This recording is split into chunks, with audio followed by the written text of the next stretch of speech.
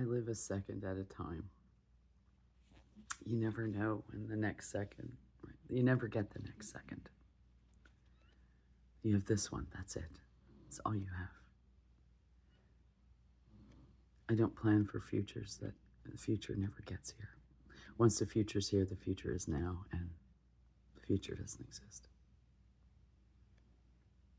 I literally ran for my life. He stayed in that house that I bought and paid for.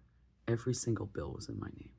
Although I wasn't allowed to touch the money, call it my money. And those two words together they make me shudder still. It hurts my mouth.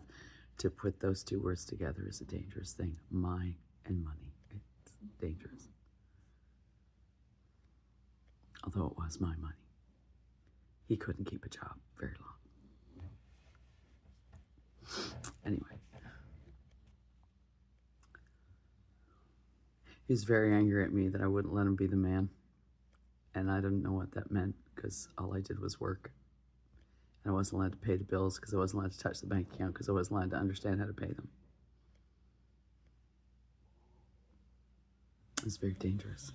Anyway, he wanted to stay in that house while it was being sold because he didn't want squatters to come in. That was his reasoning. So I paid every bill in that house while I didn't live there, and he lived there with his girlfriend. I'm sure he lived there with his girlfriend. And I have a feeling I know who his girlfriend was, whatever.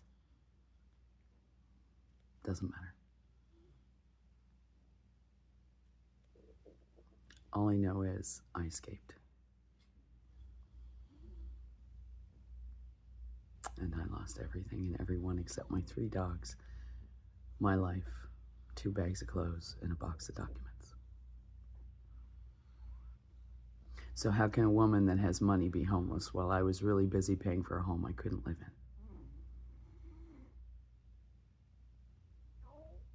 in? And then I sold it.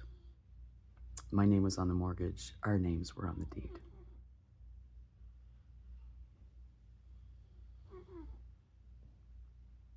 And I lived in hotels and campgrounds and truck stops in my car.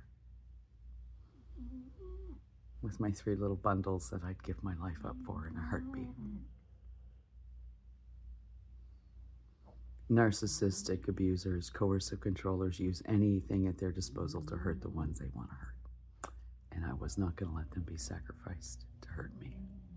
And I love them. I couldn't imagine life without them. So, anyway. I'm not telling you these things to feel sorry for me because I don't want pity. Pity's disgusting. My dog she gets like hiccups. A second. She hyperventilates. I understand. Anyway, I'm a decent human being. I haven't been allowed to speak to people for quite a long time. I wasn't allowed to have friends. He took every friend from me. I lived in the middle of nowhere. If I screamed, no one would have heard me. And no one did hear me. So,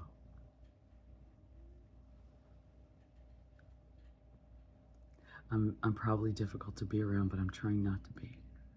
It's very terrifying to me. And I want to make friends so badly, and I'm so scared of people. It's very strange. Plus, I have, I've dealt with my post-traumatic stress disorder from Afghanistan. He doesn't kick that file cabinet open anymore. I've put it to rest. They've been categorized in the file cabinet. I take them out when I want now. It's a rare thing the file cabinet comes open, and when it does, it's because I need to look. It's not because someone kicks it open and I'm forced to watch it all day long on repeat in my mind. Because like I said, I think in pictures. So I don't have to do that anymore. But I have to figure out how to... When the police beat me up, okay, I was in a tonic shutdown state. My nervous system was in such terror. It only happens to animals sometimes when they know they're gonna die, and they literally, my body was paralyzed. It happened here in Newfoundland too. I couldn't move, I couldn't speak. I could breathe, I could see, I could hear, I could think, but I couldn't move because I was so afraid. My body, my nervous system shut down all movement to keep me safe. It's weird. And that's when the police beat me up. They thought I was on drugs, and coupled with the information that he gave them, that he said I was insane, and that I was cruel, and all these other things that I haven't been ever, they beat me up. And then that thing, those lies, followed me to Newfoundland when I had another tonic shutdown. And my nervous system completely froze me.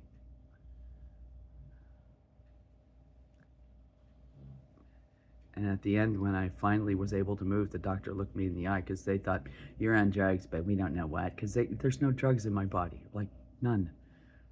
And the doctor looked at me and said, why did you move here? And I'm like, okay, people move every day. You want counseling? If I wanted it, I'd have it from Veterans Affairs, but thank you. And then they turned me out on 12th of December 2024 in no shoes on my feet, pajama pants, and a tank top. Find your own way home. And a $400 cab ride later, I managed to get home. So the hate follows me everywhere, and I don't even know what I did wrong. But my dogs love me, and I stay alive some days just for them, and I'm glad I do.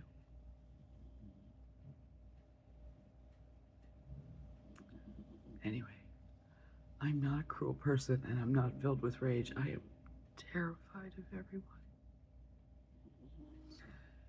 And it's not your fault, and it's not mine, and I try not to be scared, but it's not easy. I can't even sit in church.